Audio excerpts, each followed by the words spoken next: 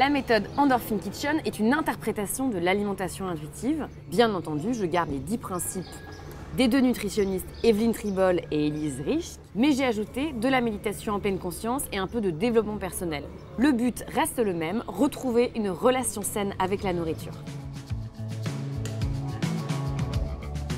Je tenais absolument à ce qu'il y ait un lien entre le mot bonheur et le mot cuisine. Et du coup, le mot endorphine s'y prêtait pas mal. Alors forcément, j'ai changé l'orthographe pour une question de cohérence avec mon blog de cuisine qui s'appelle Akali. Je me sens concernée par cette méthode et j'ai eu surtout envie de la développer, de la faire connaître parce que j'ai eu pendant des années des obsessions alimentaires où je me suis privée de tout, plus de crème, plus de sucre, plus de gras, plus d'huile, enfin plus de bonheur, plus de plaisir. Et finalement, je me suis dit que ça me prenait beaucoup d'énergie, beaucoup de place dans mon cerveau et que c'était beaucoup de temps perdu.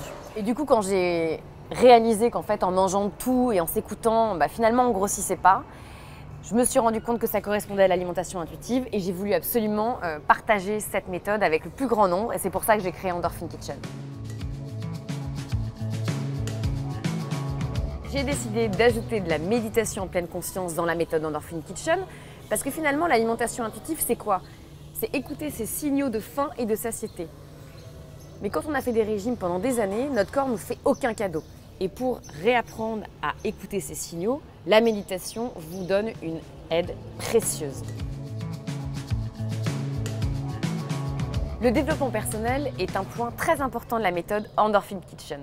L'idée est de détecter quels besoins précis se cachent derrière une fringale ou un comportement excessif. Et c'est en se connaissant un peu plus, en ayant aussi une meilleure estime de soi, en augmentant sa confiance, qu'on arrive à accepter son corps, qu'on arrive à lâcher prise et à retrouver un poids de forme.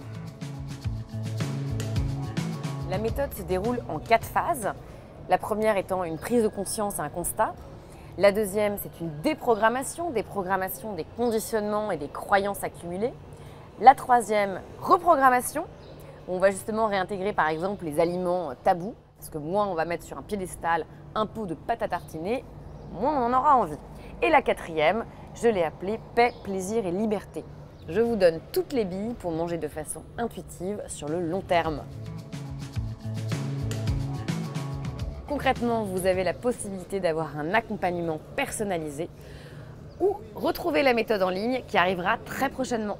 Vous pouvez nous suivre sur Facebook et Instagram sous le nom Endorphin Kitchen ou sur notre site internet alimentationintuitive.com. À très bientôt!